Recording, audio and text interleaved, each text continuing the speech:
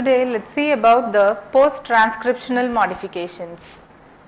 So we all know that DNA is a basic genetic material that contains the genetic information, and the central dogma of molecular biology describes the flow of genetic information from the DNA to the RNA and then to the proteins.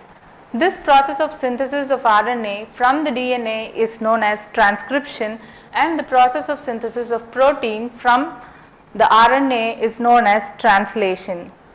So before going into the details, we need to know what is exactly a post-transcriptional modifications and why does it happen and where it happens.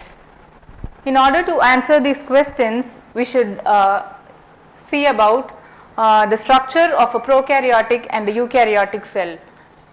If we see a prokaryotic cell, we know that it doesn't contain a distinct nucleus, and the genome is present as such in the cytoplasm, and so the transcription of mRNA from the DNA through the process of transcription occurs in the cytoplasm, and simultaneously once the mRNA is being synthesized, the ribosomes get attached to it and the process of translation begins.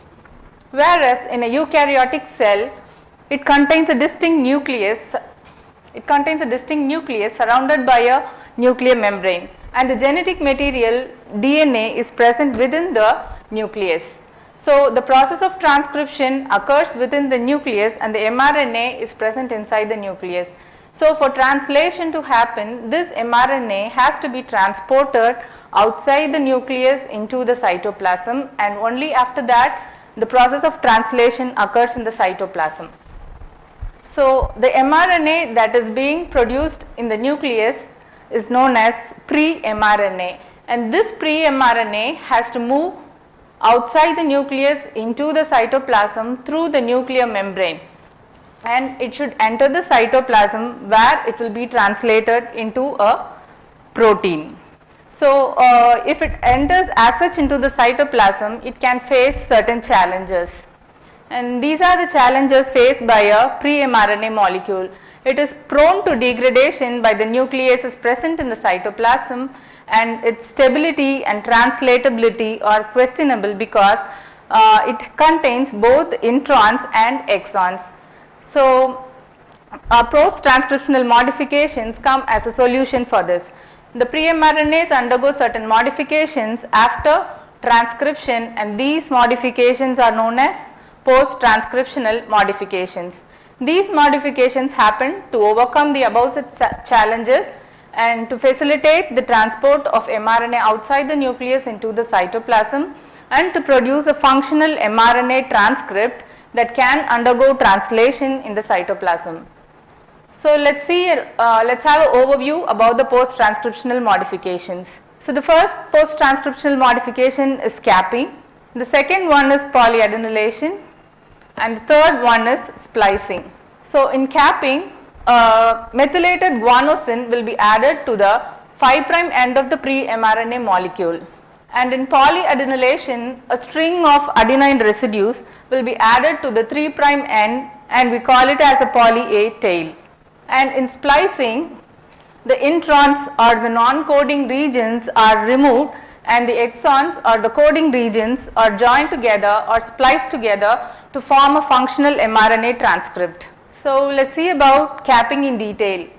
Let's take this to be a pre-mRNA molecule with a triphosphate at the 5' end, and step 1 is the removal of a phosphate group from this triphosphate by the enzyme nucleotide phosphohydratase, and the second step is the transfer of a guanosine monophosphate from the GTP to the 5' end of the pre-mRNA molecule. This is facilitated by the enzyme guanylyl transferase. And the third step is the addition of a methyl group at the 7th position of guanosine nucleotide by the enzyme methyl transferase, which forms the cap0. And this transfer of methyl group is catalyzed by the enzyme methyl transferase, and S-adenosyl methionine acts as a methyl donor. And this forms the cap0, and the subsequent methylation of the nucleotides downstream to that forms the cap 1 and cap 2. This process of capping protects the mRNA from the degradation by the nucleases at the 5' end. So then the next modification is polyadenylation. So for polyadenylation to happen, it requires a polyadenylation signal. In mammals, there is a consensus sequence AAUAAA which acts as a polyadenylation signal, and this is followed 23 to 24 base pairs later by a GU rich region, and in between these there is a cleavage site called CA. Okay, and there are two steps in polyadenylation. The first step is cleavage and the second step is polyadenylation.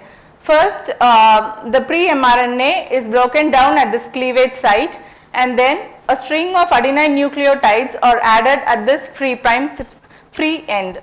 So let's see about the proteins that are involved in polyadenylation. Several proteins are involved in polyadenylation, which include CPSF, which is cleavage polyadenylation specificity factor, CSTF, cleavage stimulatory factor, CF1 and CF2, cleavage factors 1 and 2, PAP, that is polyadenylation polymerase, and PAB2, poly A binding protein, and these are the proteins that are involved. What happens is that the cleavage polyadenylation specificity factor recognizes the polyadenylation signal here and it binds to this region, and the CSTF, cleavage stimulatory factor, binds to the GU rich region and also to the CPSF, thus forming a loop, and then the cleavage factors 1 and 2 also join here and they cleave the mRNA at this position, and after which the poly A polymerase begin to add adenosine monophosphate residues slowly at the 3' end, and after this comes the poly A binding protein 2, and this protein comes and binds to this region, which accelerates the rate of addition of adenosine monophosphate residues by the poly A polymerase. So this continues till approximately 200 to 250 nucleotides are added at the 3' end, which protects the mRNA from the 3' end from degradation by the nucleases in the cytoplasm.